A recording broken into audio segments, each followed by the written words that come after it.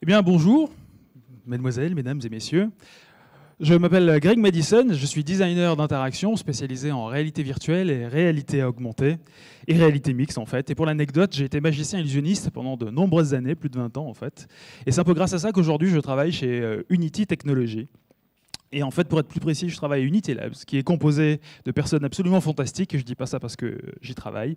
Certains ont travaillé chez DreamWorks, d'autres ont travaillé chez Pixar, dans des grands studios de jeux vidéo comme Quantic Dreams et bien d'autres. Et on est en charge de faire des projets expérimentaux, d'explorer un peu le futur du design, le futur du développement en réalité virtuelle, réalité augmentée, réalité mixte, toutes les réalités en général.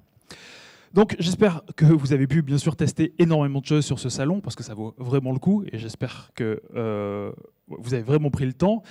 Ce qui est assez fantastique, c'est une machine de conversion massive. Il suffit juste de mettre un casque sur la tête et d'être convaincu que la VR et les autres réalités sont un peu le futur.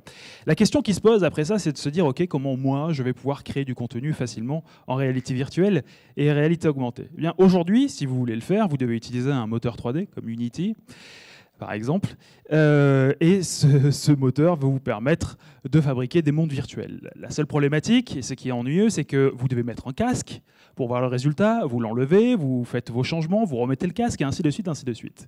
C'est pour ça que Unity a montré il y a Unity Labs, pour être encore une fois plus précis, a montré l'éditeur VR qui permet de faire exactement la même chose à l'intérieur de son monde en VR. C'est-à-dire que vous pouvez déplacer, transformer les objets sans quitter votre casque. Et c'est super fun, vous avez l'impression d'être dans une sorte de chambre illimitée, avec des jouets illimités, et tout est possible. Donc la bonne nouvelle, c'est que nous avons deux projets principaux en VR. Celui-ci, donc éditeur VR, et nous avons celui-là que je lead personnellement. Ce logiciel, parce qu'en fait c'est à l'extérieur d'Unity, permet, pas aux développeurs, mais plutôt aux designers, à toutes les autres personnes de créer du contenu. Parce qu'on pense vraiment que la beauté de ce qui se trouve sur Internet, ce n'est pas les développeurs forcément qui l'ont fait, mais plutôt tous les gens comme vous, comme moi, au travers de YouTube, Twitter et ainsi de suite. Donc le but, c'était donc de créer quelque chose qui puisse permettre de fabriquer des expériences, des histoires sans aucune ligne de code. Ça s'appelle Carte Blanche, et là c'est la démo. La vidéo concept que j'avais fait il y a 1 an et demi, avec laquelle j'ai été embauché. Et donc nous avons travaillé sur une interface qui est métaphorique. Tout est basé sur de l'objet. Il n'y a pas de boutons à l'intérieur. Les UI, les interfaces utilisateurs ne sont pas ressemblants à ce que l'on voit aujourd'hui sur les ordinateurs. Et ce qui est cool, du coup, c'est que les interactions sont plutôt naturelles. Une fois que vous les voyez, vous les gardez en tête et il est très facile de les réutiliser. Donc là, par exemple, l'Asset Store, où vous allez avoir une pléthore de choix sur Unity, c'est représenté encore comme des cartes. Vous utilisez ces cartes, vous faites vos propres decks et vous pouvez du coup construire et reconstruire à loisir vos univers. Et de façon plutôt naturelle. Là, par exemple, à la fin, vous avez vos mini-mondes que vous pouvez partager avec vos amis et jouer en un seul clic avec eux. Alors, le projet est en bêta en interne pour l'instant. On va voir ce qu'on va en faire, mais sachez qu'on a super bien avancé, qu'on est beaucoup plus loin que ça. C'est aussi un peu grâce aux Oculus Touch, parce que les Oculus Touch, pour la première fois, vous avez l'impression d'avoir vos mains à l'intérieur du monde. Vous pouvez voir vos mains, vous pouvez par exemple toucher la table et la sentir. Et moi, je me suis basé là-dessus. Comme je vous ai dit, je suis magicien et je cherche toujours à truquer et à trouver un peu comment berner le cerveau. Et il est clairement important de donner ce sentiment de présence. Donc de toucher la table, ça permet d'améliorer le sentiment de présence. Le sentiment de présence, c'est le moment où vous avez l'impression que ce que vous voyez est complètement réel. Et donc, vous pouvez engager, grâce à tous ces capteurs, entièrement le corps. Parce que jusqu'à présent, on était des marionnettistes. Il fallait appuyer sur un bouton pour faire bouger le personnage. Là, vous pouvez incorporer directement votre interface, c'est-à-dire que l'utilisateur fait partie de votre interface. Le meilleur exemple, pour moi, c'est Mancho, qui est une sorte de logiciel qui vous permet de faire des scénettes, et vous n'allez pas articuler les personnages, vous allez devenir ces personnages. Vous rentrez à l'intérieur, et la façon dont vous bougez, vous l'enregistrez, et vous pouvez jouer chaque personnage les uns derrière les autres. Et ça, l'engagement du corps est très important. D'ailleurs, il y a beaucoup de monde qui essaye de trouver des astuces pour donner cette sensation du tangible, parce qu'on est clairement des fantômes pour l'instant, on ne sent pas l'univers VR qui se trouve autour de nous. Alors, On va avoir des choses qui sont un peu folles, évidemment, parce que ça, c'est un robot Baxter qui va vous donner une sensation de résistance sur les objets virtuels que vous bougez. On est un peu dans Westworld ou d'autres choses. Mais ce genre de choses, vous n'allez pas l'avoir dans votre salon tout de suite. On peut même avoir des choses encore beaucoup plus farfelues, on va dire, où on va avoir des simulateurs, voilà, dans des grandes salles avec des câbles qui vont vous donner une physique parfaite. Clairement, elle va être parfaite. Vous allez ressentir ce que vous devriez ressentir dans une voiture ou même dans un simulateur de vol, la gravité. Mais vous n'êtes pas prêt d'avoir ça dans votre salon, on se l'accorde. Ok. Par contre, salle d'arcade, dans les parcs à thème, c'est juste fabuleux et fantastique. Personnellement, moi, je pense qu'il n'y a rien de mieux que la réalité pour simuler la réalité. Alors, ça paraît un peu bateau, mais par exemple, le Petit Track, ils ont une expérience qui est juste formidable. Seulement le ballon est traqué. Et du coup, vous avez un ballon, la même chose en réalité virtuelle. Et bien, même si vous ne voyez pas vos mains, le corps, grâce au phénomène de proprioception, vous savez exactement comment le rattraper. Et vous pouvez jouer avec quelque chose qui n'existe pas et avoir le poids de la balle parce qu'il est vraiment là. Et vous avez des expériences super intéressantes. Et vous pouvez donc jouer au basket dans d'autres univers et dans des mondes parallèles. Ouais, c'est la même. La société The Void, je pense que vous avez certainement entendu parler de cette société qui se trouve dans l'Utah, a complètement et parfaitement compris la nécessité du tangible. Dans cette expérience, vous êtes dans une salle énorme avec plein de trackers. Et grâce à ça, vous avez donc un PC portable sur le dos, vous avez des casques qui sont reconnus par la salle, vous allez pouvoir vous déplacer à l'intérieur. Mais là où c'est formidable, c'est que le décor virtuel est exactement la même réplique que le décor réel. Ce qui fait que quand vous touchez un mur dans la réalité virtuelle, vous le touchez aussi dans le réel. Et c'est juste du génie, parce que lorsque vous avez un scénario, vous mettez un coup de peinture virtuelle et vous pouvez changer totalement le décor et vous pouvez avoir et réinventer une nouvelle histoire à chaque fois. Donc aujourd'hui, qu'est-ce qu'on a chez soi? Parce que c'est bien de voir ce qui se fait dans les salles d'arcade et tout ça, mais concrètement, on peut dire qu'on a 4 challengers. On a Oculus et HTC qui vont être plutôt sur du PC. On va avoir aussi du Google Cardboard et du Gear VR qui va être plutôt sur de la plateforme mobile. Et on a des produits un peu exotiques qui commencent à arriver, comme le casque HoloLens pour de la réalité mixte. L'industrie des casques VR se développe à une vitesse absolument hallucinante. Si vous suivez un peu les news, chaque semaine, vous allez voir un nouveau modèle qui va sortir et qui va présenter des nouvelles capacités. Par exemple, un casque qui va faire de l'eye tracking, qui va savoir où se trouvent vos yeux. Un casque qui va avoir les capteurs directement dans le casque. Parce qu'aujourd'hui, vous devez avoir des capteurs généralement à l'extérieur, une caméra qui regarde le casque pour savoir comment vous bougez et ce que vous faites. Mais là, demain, vous allez avoir tous ces capteurs embarqués à l'intérieur. Moi, personnellement, je pense que la meilleure solution sera un mix des deux. Parce qu'il y a beaucoup de problématiques qui se font dans la continuité du tracking et on devrait avoir quelque chose entre les deux. Donc, ça arrive très très vite. Alors pourquoi l'industrie se développe aussi vite? Eh bien, je vais vous poser une question très très simple. Qui a une télé? Levez la main, n'ayez pas peur. Hein, je vais pas... Ok, je pense que tout le monde. Qui a un casque de réalité virtuelle? Vous sortez. Ah, vous faites mentir ma statistique. Bon, ok. Donc, oui, évidemment, c'est un nouveau marché, hein, on est d'accord. Le vrai problème, c'est que là, les constructeurs, ils n'arrivent plus à nous vendre leur marketing. Un écran 4K, un écran 8K, à 3 mètres de distance, c'est quasiment impossible de voir la différence. Alors, ils arrivent à la fin d'un cycle, et s'ils veulent survivre, il faut qu'ils trouvent un relais, un produit relais. Et ce n'est pas en nous vendant quelque chose de beaucoup plus grand, mais de quelque chose de beaucoup plus petit qui va pouvoir remplacer tout le reste. Donc son salut va se trouver dans la miniaturisation. Aujourd'hui, nous avons les casques. Demain, nous aurons des lunettes qui seront beaucoup plus fines, et elles arrivent déjà.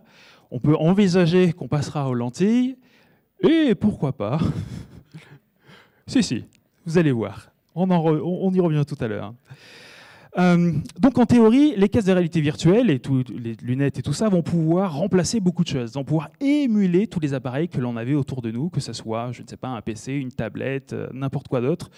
Un seul appareil va pouvoir tous les remplacer. Ça, je pense que c'est quelque chose que les industriels ont très bien compris et c'est pour ça qu'ils veulent leur part du gâteau aujourd'hui, parce que si ce n'est pas eux, ça sera quelqu'un d'autre.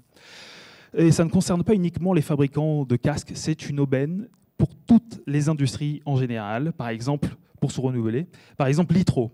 Il y a quelques années, cette start-up avait sorti un appareil photo volumétrique. La technologie servait un peu à rien.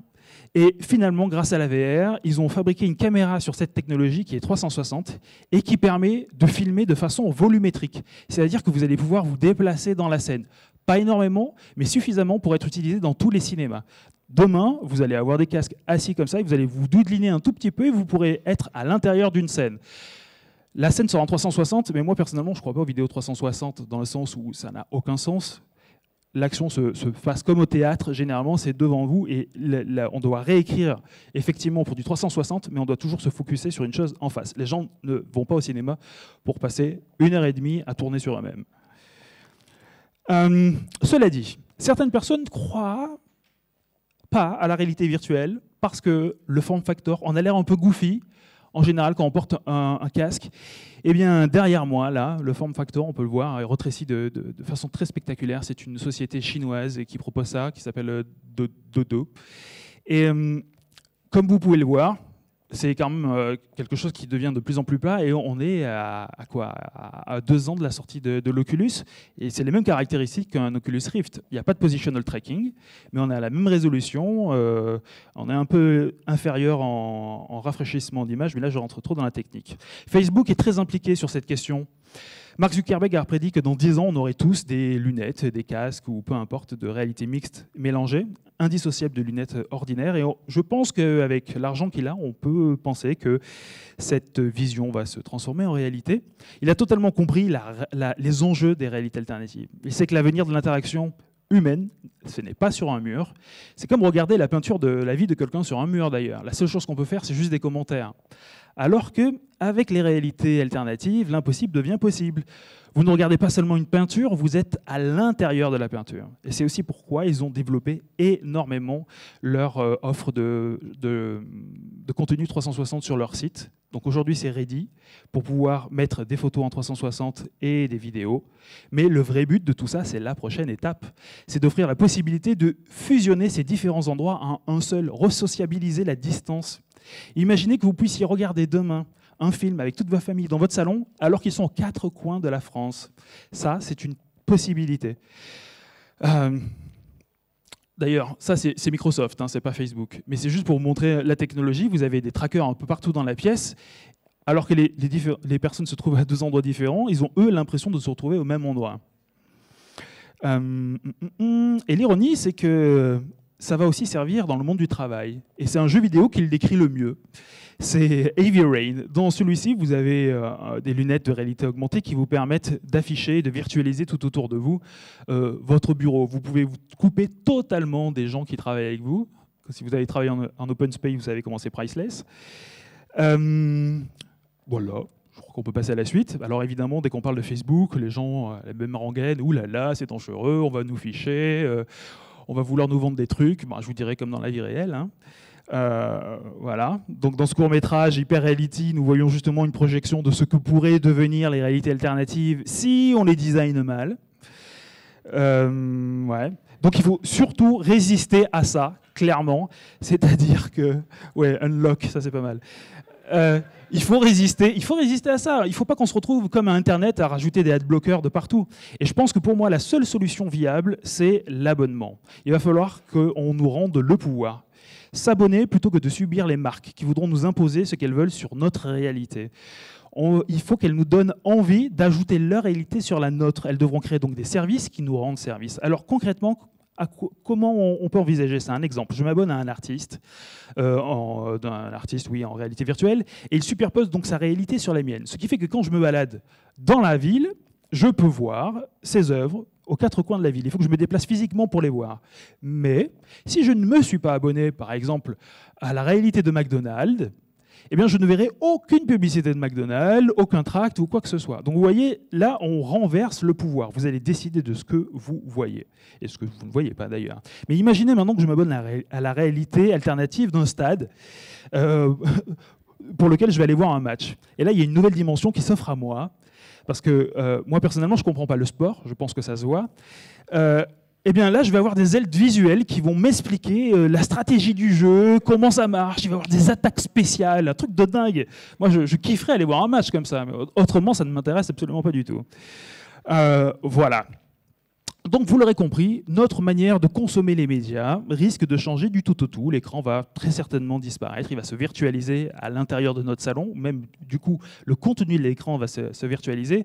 ILM, le studio qui se trouve être derrière les effets spéciaux de Star Wars, travaille déjà sur ce genre de concept, parce qu'il se pose la question, qu'est-ce que ça va pouvoir changer de mettre la narration à l'intérieur du salon, ou même mettre l'acteur à l'intérieur du système narratif. Je pense que c'est des choses qui sont assez intéressantes. Maintenant, passons à un autre sujet totalement. Les applications téléphone vont certainement disparaître. Il y a aujourd'hui un vrai problème avec les applications mobiles. Les utilisateurs oublient qu'on les a installées, d'une part. Il y a un problème de discoverabilité d'abord, et après un problème de on installe une application et après on l'oublie totalement.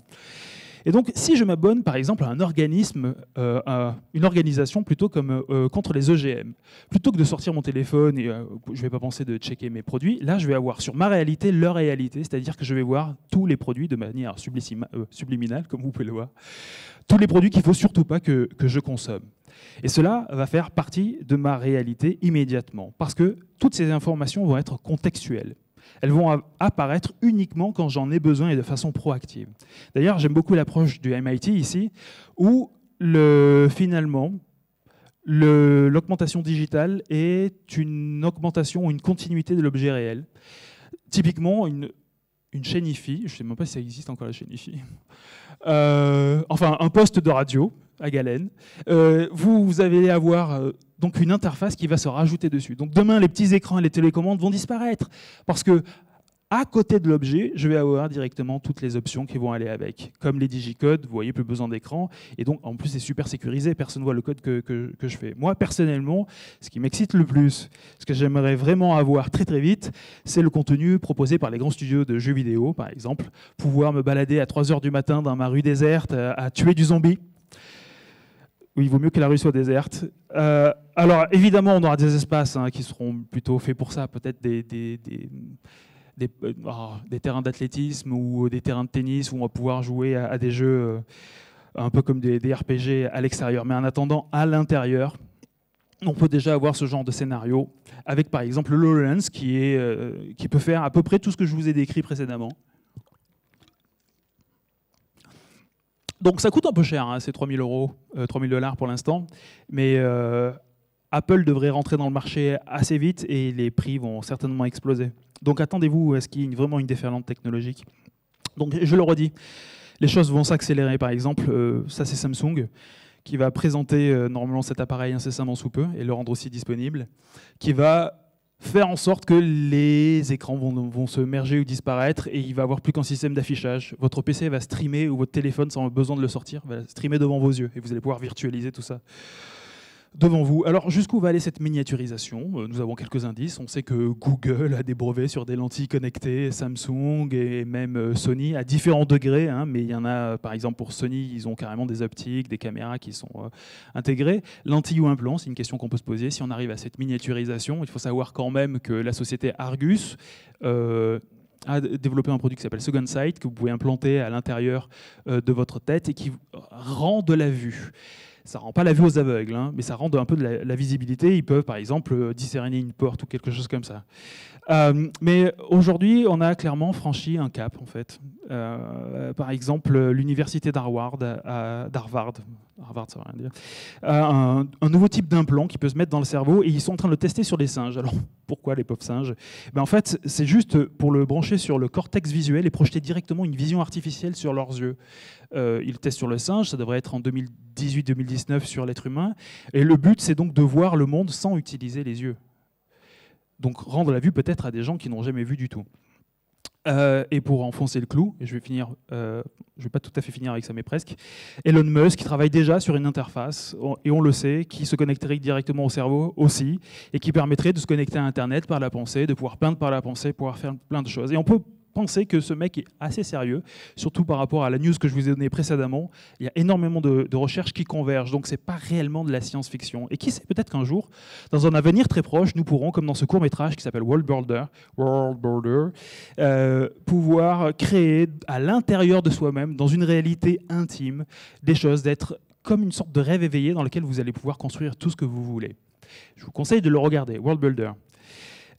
Pour finir, Si l'avenir vous intrigue, je vous conseille d'aller peut-être un peu plus loin avec ça. D'un côté, vous avez la science, de l'autre côté, vous avez la fiction, mais lorsque vous allez commencer à creuser un peu ça, vous allez vous apercevoir que science et fiction sont les deux mêmes faces d'une même pièce. Je vous remercie, et je crois qu'on n'a pas le temps pour des questions.